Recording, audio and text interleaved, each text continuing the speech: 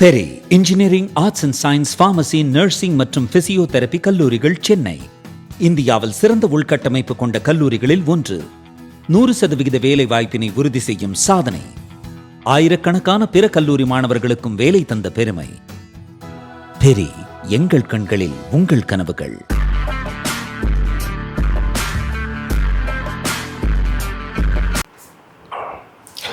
வணக்கம், ஜெயஹிந்த். இன்னைக்கு நம்ம சேனல்ல மிக மிக முக்கியமான அப்டேட் பார்க்க போறோம். ஈரான் மற்றும் அமெரிக்காவுக்கு நடக்கக்கூடிய இந்த யுத்தம், ஆபரேஷன் எபிக் ஃபியூரி. இப்போ இதுல 4 செக்மெண்டா நம்ம பிரிச்சிருக்கோம். ஃபர்ஸ்ட் இப்போ நடக்கக்கூடிய ஜியோ பாலிட்டிக்ஸ், 23, 24 ஏப்ரல் என்ன நடந்துச்சு, அதன் பிறகு இது சுற்றி இருக்கக்கூடிய மேக்ரோ எக்கனாமிக்ஸ், அதனால உலகத்துக்கு என்ன பாதிப்பு ஏற்படும் பொருளாதார ரீதியா, அதன் பிறகு இதில் இருக்கக்கூடிய டிஃபென்ஸ் ஆஸ்பெக்ட்ஸும் மற்றும் கான்ஃப்ளிக்ட், இது எப்படி போகும் அப்படின்ட்டு. இப்போ முதல்ல டிஃபென்ஸ் நம்ம பார்க்கலாம். அமெரிக்கா நடத்திய இந்த 40 நாள் யுத்தத்தில் இப்போ அவங்களுக்கு ஒரு பின்னடைவு அப்படின்றது இருக்கு. அது என்ன அப்படின்னா, அவங்களுடைய மிக முக்கியமான ஏர் டிஃபென்ஸ் சிஸ்டம் அப்படின்றது பேட்ரியாட் மிசைல் சிஸ்டம். இது பார்த்தீங்கன்னா 50% அவங்களுடைய கையிருப்பு அப்படின்றது குறைஞ்சிருக்கு. இப்போ இந்த பேட்ரியாட்டை பேஸ் பண்ணி தான் அவங்க உக்ரைனுக்கும் சப்ளை பண்ணிக்கிட்டு இருக்காங்க. சைனாவால் ஆபத்து இருக்கக்கூடிய ஜப்பான், தென்கொரியா, பிலிப்பைன்ஸ் போன்ற இவங்களோட கூட்டாளி நாடுகளுக்கும் கொடுத்துட்டு இருக்காங்க. வளைகுடா முழுக்க இந்த பேட்ரியாட் தான் இருக்கு. இது தவிர அவங்க சொந்த நாட்டிலையுமே இதை வச்சிருக்காங்க. ஸோ அந்த கையிருப்புல 50% பேட்ரியாட் மிசைல்ஸ் கம்மியாக இருக்கு. 50% தாடு, அதாவது ஸ்ட்ராட்டோஸ்பியர்ல, எக்ஸோஸ்பியர்ல போய் அளிக்கக்கூடிய long range surface to air missiles, இது பார்த்தீங்க, அதாவது ஏர் டிஃபென்ஸ் சிஸ்டம், இது பார்த்தீங்கன்னா 50% கம்மியாக இருக்குது. டமஹாங் அவங்களுடைய நம்ம பிரம்மோஸ் ஈக்குவலன்ட்னு சொல்லலாம், 850 மிசைல் இது வரைக்கும் ஃபயர் பண்ணியிருக்காங்க. ஜேசாம் மிசைல்ஸாக 1000க்கும் அதிகம். பிஆர்எஸ்எம்மோடைய ஸ்டாக் அப்படின்னு பார்த்தீங்கன்னா வெறும் 45% தான் இருக்குது அப்படின்றத பார்க்குறோம். ஸோ கணிசமான அளவு இவங்களுடைய ஆயுத கையிருப்பு அப்படின்றது குறைஞ்சிருக்கு. இப்போது உங்களுடைய ரிசர்வு, அதன் பிறகு நீங்கள் இதை எப்படி எவ்வளோ நாள் பயன்படுத்துறீங்க அப்படின்ட்டு. ஸோ இந்த ஹை இன்டென்சிட்டி வார் அப்படின்றது அமெரிக்காவுடைய ஃப்ளாக்ஷிப் மிலிட்ரி டெக்னிக். இந்த முதல் 3-4 நாட்களில் எதிரியை நிலைகுலைய செய்ய வைக்கக்கூடிய தாக்குதலை உக்கிரமாக அதிகமான ஆயுதங்களை பயன்படுத்தி பண்ணுவாங்க.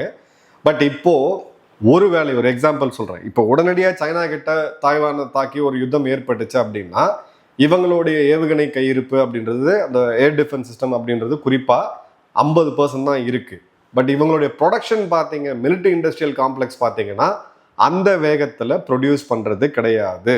ஸோ இப்போ இங்கே இருக்கக்கூடிய ஆபத்து என்ன அப்படின்னா, இப்போ 50% மிசைல் இவங்க வந்து ஸ்பெண்ட் பண்ணுறாங்க அப்படின்ற போது அவங்களுடைய industrial complex, military industrial complex, அங்கே இருக்கக்கூடிய நிறுவனங்கள் உற்பத்தி செய்கிறது அதிகபட்சமாக 20% 25% ரெப்ளனிஷ் பண்ண முடியும் அப்படின்ற போது இவங்களுடைய அந்த போர் செய்யும் கேப்பபிலிட்டி, வார் ஃபைட்டிங் கேப்பபிலிட்டி அப்படின்றது கணிசமான அளவுக்கு ப்ரெஷரில் வருது. இது ஒரு பாயிண்ட். இப்போ இவங்ககிட்ட வேற என்ன பண்ண முடியும் அப்படின்னு கேட்டிங்கன்னா, இந்த உற்பத்தியை அவங்க டைவர்சிஃபை பண்ணி ஆகணும். ஸோ டைவர்சிஃபை பண்ணுறதுக்கு இந்தியாவை தவிர இவங்களுக்கு இப்போ இருக்கக்கூடிய ஒரு பொட்டன்ஷியலான உற்பத்தி மையம் அப்படின்றது கிடையாது. ஆப்வியஸாக சைனாவில் பண்ண முடியாது, ஐரோப்பிய நாடுகளில் செலவு அதிகம், அவங்ககிட்ட அந்த கட்டமைப்பும் கிடையாது. ஸோ இந்தியா போன்ற நாடுகளில் தான் இதை பண்ணக்கூடிய சூழ்நிலைக்கு இப்போ அமெரிக்கா தள்ளப்படுது. அடுத்தது பார்த்தீங்க அப்படின்னா, ட்ரம்ப் இப்போ கொடுக்கக்கூடிய அழுத்தம். இந்த இடத்துல ட்ரம்ப் வந்து என்ன சொல்கிறாரு அப்படின்னு பார்த்தீங்கன்னா, இப்போ மீண்டும் நாங்கள் வந்து ஈரானை தாக்கிறதுக்கு தயங்க மாட்டோம், ஈரானை கடுமையாக தாக்குவோம், இன்னொரு முறை தாக்கி அவங்கள பேச்சுவார்த்தைக்கு வழிக்கு கொண்டு வருவோம் அப்படின்னு சொல்கிறாங்க. இப்போ இதுக்கு வந்து பார்த்தீங்க அப்படின்னா, ஈரானுடைய தூதரகங்கள், குறிப்பாக அவங்களுடைய வெளியுறவுத்துறை மீம்ஸ் போட்டு, அமெரிக்கர்களுக்கு தேவையான கார்ட்டூன்ஸ், அவங்களுக்கு பிடிச்ச கார்ட்டூன்ஸ்லாம் போட்டு ட்ரம்ப்பை வந்து ஓட்டுன்னு ஓட்டி தள்ளுறாங்க. ஸோ எதிரி இவங்களுடைய இதுக்கு வந்து பார்த்தீங்க அப்படின்னா டீஃபியண்ட்டாக இருக்காங்க.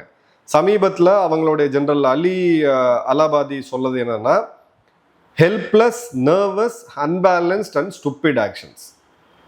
வேற வழி இல்லாமல் ரொம்பவும் பதட்டமாகி மிகவும் ஒரு அன்பேலன்ஸ்டா முட்டாள்தனமான நடவடிக்கைகளை ட்ரம்ப் எடுத்துக்கிட்டு இருக்காரு அப்படின்னு சொல்லிட்டு இவங்க வந்து கொடுத்துருக்காங்க. இப்போ பார்த்தீங்க அப்படின்னா, ஈரானுடைய அந்த 400 கிலோ என்ரிச்டு யுரேனியம், இதுதான் அமெரிக்காவுடைய முதல் குறி.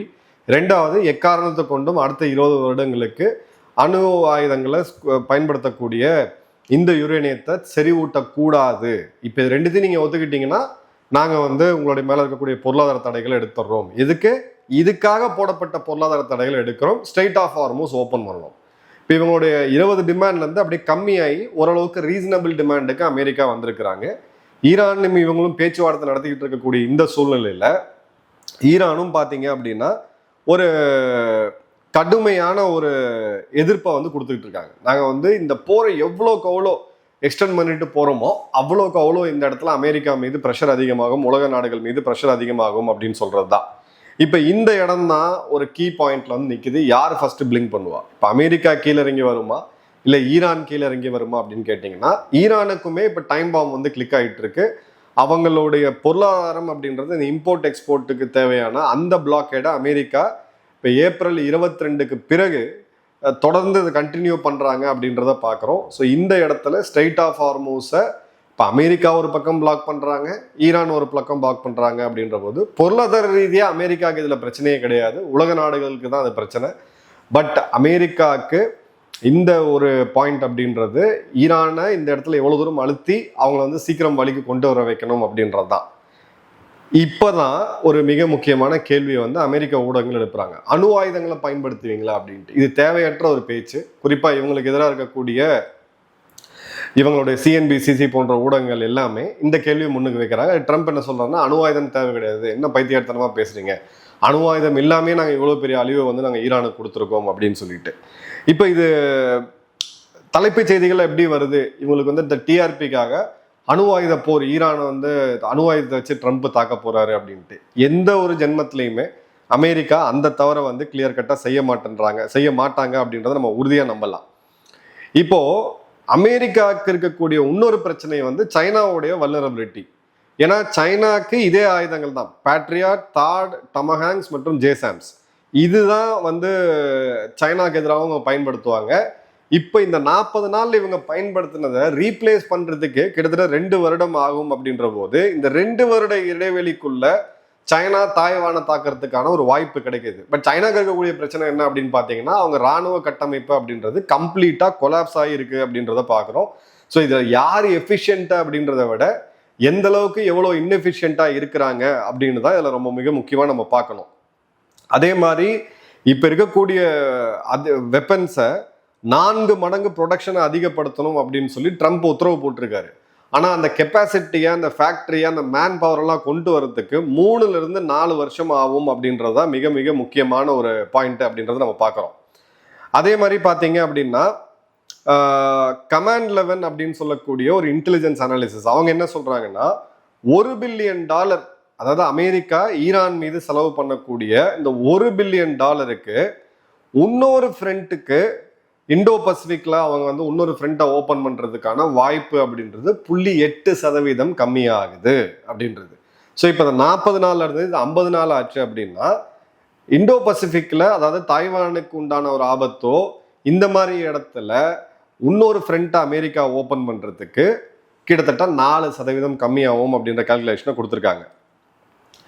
இப்போ அமெரிக்காவுடைய பென்டகன் சீஃப் என்ன சொல்றாரு, சீன் பார்னல் என்ன சொல்றாரு அப்படின்னு பாத்தீங்கன்னா, America military is the most powerful in the world and has everything it needs அப்படிங்கிறாரு. மேபி இவங்க வெளியில தெரியாம சில இன்வென்ட்ரிஸ் வச்சிருக்கலாம். பட் அவங்களுடைய ஆயுதங்களுடைய இன்வென்ட்ரின்றது கம்மியா இருக்குன்றதுல டவுட்டே வேண்டாம். இப்போ அடுத்தது பார்த்தீங்க, முக்கியமானது ஸ்ட்ரெயிட் ஆஃப் ஹார்மோஸ். ஏன்னா இங்கே தான் உலகத்தோடைய பொருளாதாரம் அப்படின்றது இருக்கு. இப்போ இந்த இடத்துல இந்த ஸ்ட்ரெயிட்டோடைய க்ளோஷர் நியூஸ் வரும்போதெல்லாம் பார்த்தீங்க அப்படின்னா ஆயில் அண்ட் கேஸ் ப்ரைஸ் அதிகமாகுது. இப்போ அமெரிக்காலேயே அவங்க போடக்கூடிய பெட்ரோல் ப்ரைஸ் அப்படின்னு பார்த்தீங்கன்னா கிட்டத்தட்ட 30% அதிகரிச்சிருக்குன்றதை பார்க்கும். உலகத்திலேயே ஒரே ஒரு நாடு தான் பெட்ரோல் டீசல் விலை ஏற்றாம இருக்கு, அது நம்ம இந்தியா தான். இப்போ கத்தார் எனர்ஜி ஃபோர்ஸ் மெஜரே ஏற்கனவே டிக்ளேர் பண்ணிட்டாங்க. இது பண்ணும்பொழுது அவங்களால எந்த விதமான கான்ட்ராக்ட் ஆப்ளிகேஷனுக்கும் அவங்க இழப்பீடு கொடுக்கணுன்ற அவசியம் கிடையாது. கத்தாரோட எல்என்ஜி பிளான்ட் தாக்கப்பட்டிருக்கு. இப்போ இதெல்லாம் நம்ம பார்த்தோம் அப்படின்னா, விட்டால் நிறுவனத்தோட சிஇஓ ரசல் ஹார்டி அவர்கள் சொல்றது 1 பில்லியன் பேரல் ஆயில் ப்ரொடக்ஷன் அப்படின்றது இந்த போர்னால பாதிக்கும் அப்படின்றது. இப்போ ஏவியேஷன்ல பார்த்தீங்க அப்படின்னா பெரிய அளவுக்கு தாக்கம் ஏற்பட்டிருக்கு. ஒன்று, வளைகுடாவில் இருக்கக்கூடிய விமான நிலையங்கள் மூடப்பட்டு திறக்கப்பட்டு இப்படி போயிட்டு இருக்கு. இன்னொரு பக்கம் ஐரோப்பாவும் சரி, இந்த பக்கம் சீன பகுதிகள் எடுத்தீங்க அப்படின்னா இந்த விமானத்துக்கு தேவையான ஏடிஎஃப், ஏர் டர்பைன் ஃபியூவல், அந்த ஃபியூவல் தட்டுப்பாடு இருக்கிறதுனால இப்போ உலகம் முழுக்க விமான கட்டணங்கள் அதிகமாகுது. அதே மாதிரி விமானங்களோட சேவையும் பாதிக்கப்படுது அப்படின்றத பார்க்குறோம். அடுத்தது எடுத்தீங்க அப்படின்னா சைனாவுடைய கால்குலேஷன் அப்படின்றது இப்போ அந்த பஃபர் ஜோனை தாண்டி இப்போ இந்த பிரச்சனை போயிட்டு இருக்கிறதுனால சைனாவாலையும் இதுக்கு மேலே ஒரு 2 மாதத்துக்கு மேலே தாக்கு பிடிக்கிறதுக்கான வாய்ப்பு இல்லை. அதனால தான் அவங்க அவசர அவசரமாக இறங்கி இந்த இடத்துல இந்த போரை நிறுத்தணும்னு சொல்லி சைனா பார்த்துட்டு இருக்கு. ஏன்னா 90% ஈரானுடைய கச்சா எண்ணெயை வாங்கிட்டு இருக்கக்கூடிய நாடு சைனா. இப்போ அது கட்டாயிருக்கு. வெனிசுலாட்டிருந்து அவங்க வாங்கிட்டு இருந்த ஆயிலும் கட்டாயிருக்கு. அப்படின்ற போது மூணாவது இருக்கக்கூடிய மிகப்பெரிய ஆப்ஷன் அவங்களுக்கு ரஷ்யா. ஆனால் ரஷ்யா இப்போ இந்தியாவாக இருந்தாலும் சரி, சைனாவாக இருந்தாலும் சரி, எல்லா நாடுகளுக்குமே அவங்க மார்க்கெட் ப்ரைஸில் தான் ஆயிலை கொடுத்துட்டு இருக்காங்க. ஏன்னா அந்த போரை நடத்துறதுக்கு புத்தினுக்கு அந்த பணம் தேவை. உலகத்தில் ஆயில் தட்டுப்பாடு இருக்கக்கூடிய டைமில் டிஸ்கவுண்ட்டில் கொடுத்து லாஸில் போகிறதுக்கு புட்டின் ஒன்றும் முட்டாள் அப்படின்றது கிடையாது. ஸோ இந்த இடத்துல சைனா அட்லாண்டிக் கவுன்சிலோடைய அந்த சினாரியோ பில்டிங்கில் பார்த்தீங்க அப்படின்னா சைனாக்கு இங்கே ஒரு வாய்ப்பு இருக்குது. ஈரான், அதாவது தாய்வான் நோக்கி ஒரு யுத்தத்தை ஏற்படுத்தினாங்க அப்படின்னா அமெரிக்கா இந்த இடத்துல 2 ஃப்ரண்ட் வாரை வந்து போகக்கூடியது ஒரு சினாரியோ வந்து வரும். ஆனால் அந்த அளவுக்கு அவங்க இராணுவம் தயாராக இல்லை அப்படின்றது தான் ரொம்ப ரொம்ப முக்கியமான பாயிண்ட்டு. அதே மாதிரி பார்த்தீங்க அப்படின்னா இந்தியாவை பொறுத்த வரைக்கும் நம்ம வந்து ஒரு கிட்டத்தட்ட கத்தி மேலே தான் இந்தியா நடந்துகிட்டு இருக்கு. இப்போ இந்தியாவுக்கு ரொம்ப முக்கியமாக வளைகுடா நாடுகள்கிட்ட இப்போ என்எஸ்ஏவாக இருக்கட்டும், இல்லை வெளியுறவுத்துறை அமைச்சருக்கும் டிராவல் பண்ணதை பார்க்குறோம். ஃபர்ஸ்ட்டு அங்கே ஆயில் உற்பத்தி ஆகக்கூடிய இருக்கிறதுல இந்தியாவுக்கு உண்டான கோட்டாவை என்ஷூர் பண்ணணும். ரெண்டாவது, ஈரான் கிட்ட பேசி, அமெரிக்காட்ட பேசி கல்ஃப் ஆஃப் ஹார்மோஸ் வழியாக நம்மளுடைய கப்பல் வந்து வெளியில் வரணும். மூணாவது எடுத்தீங்க அப்படின்னா ஆயில் இதை வந்து ப்ரொக்யூர்மெண்ட் வந்து டைவர்சிஃபை பண்ணணும். மூணாவது நம்ம ரொம்ப திறம்பட பண்ணியிருக்கிறோம். பட் ஷார்ட் டேர்மில் இந்தியாவுக்கு வந்து ஒரு கண்டிப்பாக ஒரு பிரச்சனை இங்கே இருக்கக்கூடியதை நம்ம பார்க்குறோம்.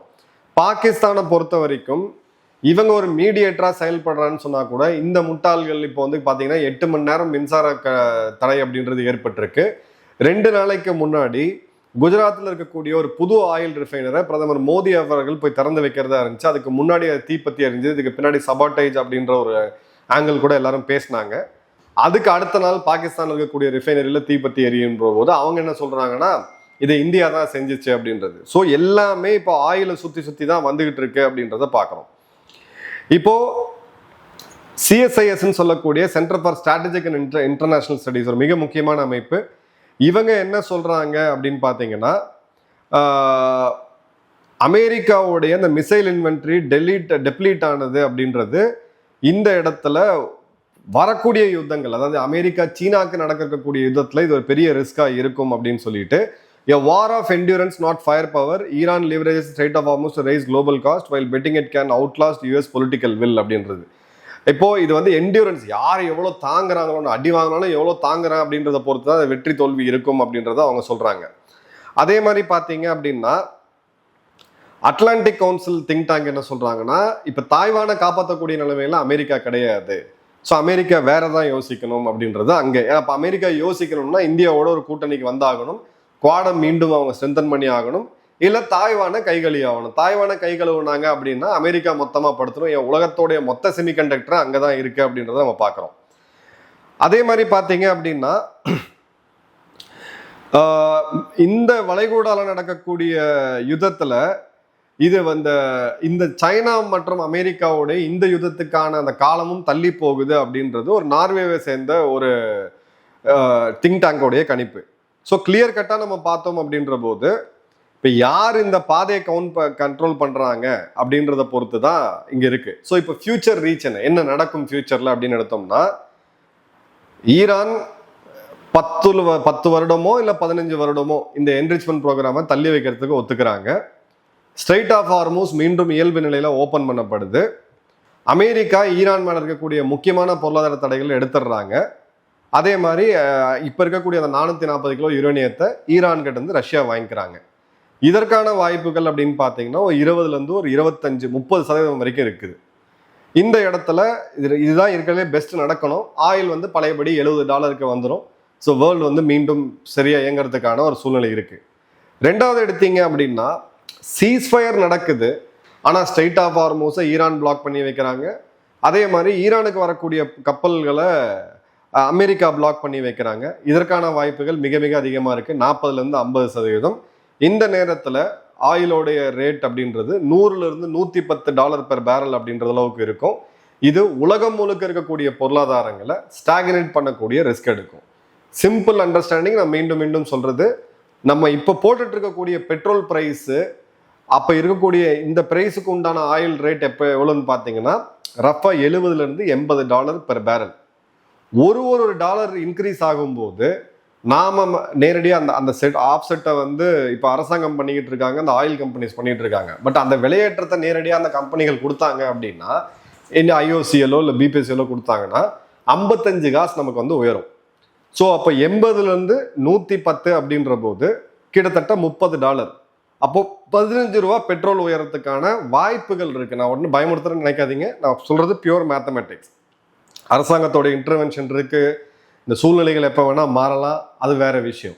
ஸோ கிளியர் கட்டாக நமக்குமே அதில் ஒரு வார் இருக்கு அப்படின்றத பார்க்குறோம். ஒர்ஸ்ட் கேஸ் சினாரியோ மீண்டும் போர் துவங்குச்சு அப்படின்னா ஏப்ரல் முதல் வாரம், அதாவது மார்ச் முதல் 2 வாரங்களை நம்ம என்ன பார்த்தோமோ அதே சைக்கிளில் மீண்டும் உலகம் மாற்றத்துக்கான வாய்ப்பு இருக்கு. அதுக்கு ஒரு வாய்ப்பு அப்படின்னு பார்த்தீங்கன்னா 20லேருந்து 30%.